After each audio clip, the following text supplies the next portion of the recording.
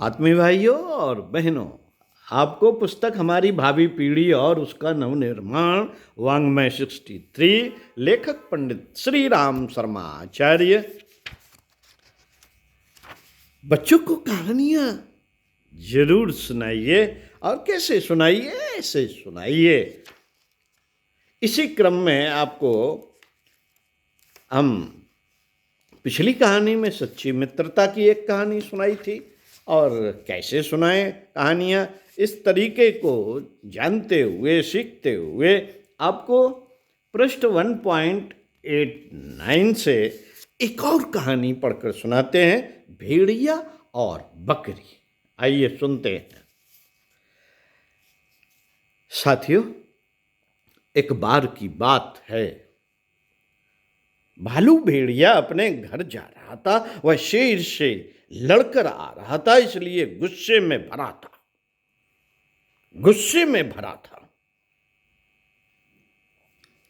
चलते चलते अंधेरा भी हो गया था। रास्ते में एक जगह कुआं पड़ता था, पर गुस्से में होने के कारण भेड़िए को यह ध्यान ही ना रहा, गुस्से में बहुत से गलत काम हो जाते हैं।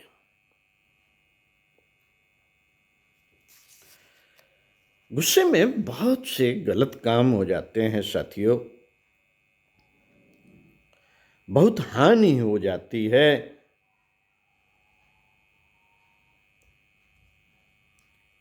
कालू भेड़िए को भी कुएं का ध्यान नहीं रहा, उसका पैर कुएं के ऊपर पड़ गया। कालू कुएं में गिर गया। कुएं में पानी अधिक नहीं था। जैसे जैसे कालू ने वहां रात बिताई, सुबह से ही उसने चिल्लाना शुरू कर दिया, कोई मुझे कुएं से निकाल लो, कोई मुझे कुएं से निकाल लो, मुझे कुएं से निकाल लो। पर किसी ने उसे निकाला नहीं। ऐसी बात नहीं थी कि वहां कोई नहीं था, ऐसी बात नहीं थी कि कोई वहां नहीं था। शेर, गीदड़, लोमड़ी, हाथी, ऊंट सभी उस जगह से गए थे।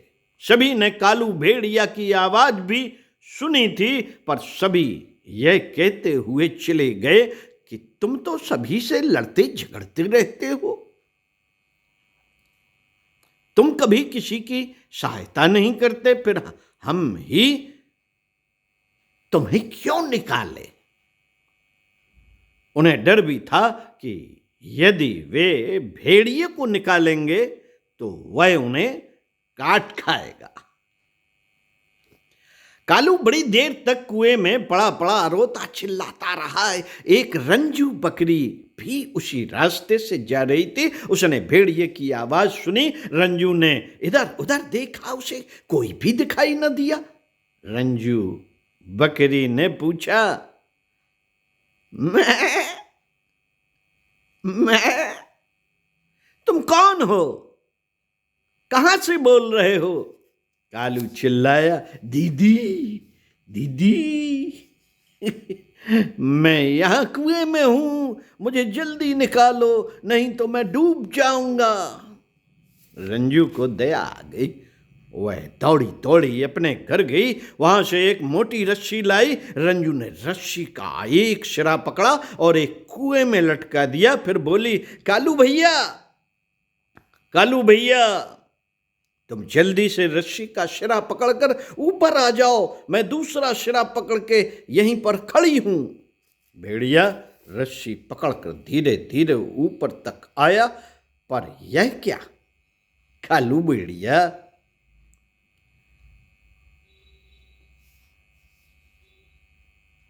कालू भेड़िया का हल्का सा धक्का लगा और रंजू बकरी संभल न पाई, वह कुएं में गिर पड़ी। वह कुएं के अंदर से चिल्लाई, कालू भैया, कालू भैया, जल्दी निकालो, जल्दी निकालो, नहीं तो मैं डूब जाऊंगी।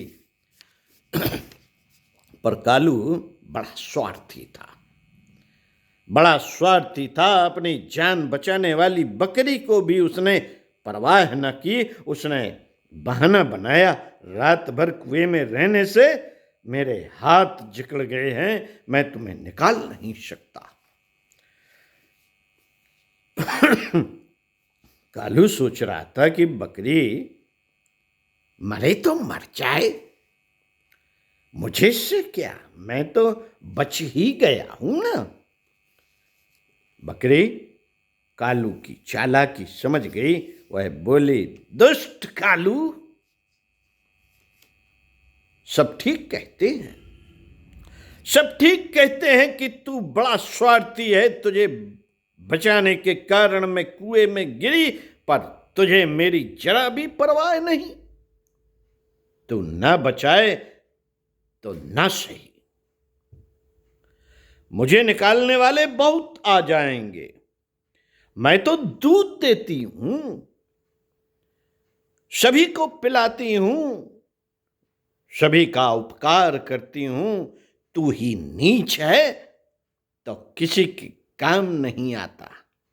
तू नीच है जो किसी के काम नहीं आता, सबको हानि पहुंचाता है, इसलिए किसी ने तेरी सहायता नहीं की,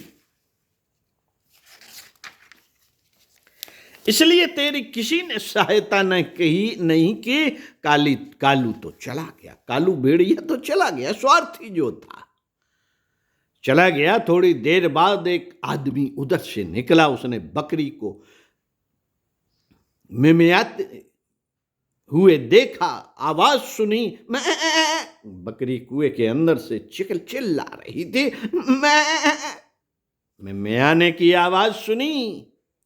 आदमी ने पूछा, तू कहां से बोल रही है, तू कहां से बोल रही है? मैं यहीं कुएं में हूं, बकरी बोली। आदमी ने सोचा, वह तो बड़े काम की है, इसे देखकर मेरे बच्चे खुश होंगे, वह दूध देगी। उसने जल्दी से बकरी को निकाल लिया। बाहर आकर बकरी बोली, काका, मैं तुम्हारी कृतज्ञ हूं, तुमने मेरी जान बचाई।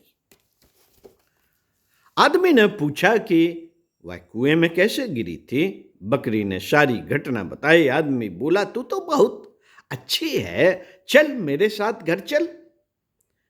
वह बकरी को अपने घर ले गया। वहां बकरी उसके बच्चों के साथ खेलती रहती थी, खूब खाती पीती थी, खूब काम करती थी। साथियों, इस कहानी से शिक्षा क्या मिलती है? शिक्षा मिलती है कि जो भेड़िए की तरह दूसरों को हानि पहुंचाता है, किसी की सहायता नहीं करता, उसे कोई नहीं चाहता।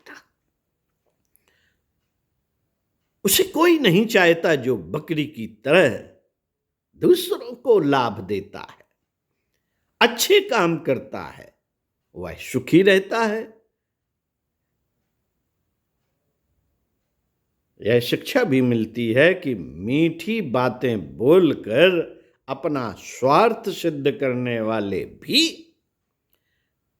दुनिया में कम नहीं है। कालू भेड़िए की तरह बहुत से लोग हैं, अतः प्रत्येक व्यक्ति से समझकर ही व्यवहार करना चाहिए। तो साथियों, कहानियां जरूर सुनाइए अपने बच्चों को। किस तरह सुनाइए? परम पूज्य गुरुदेव ने बताया और कहानियां भी सुनाई। तो इसी क्रम में आपको सुनाएंगे एक और कहानी। आइए सुनते हैं अगले वीडियो में, घोंसला। ओम शांति।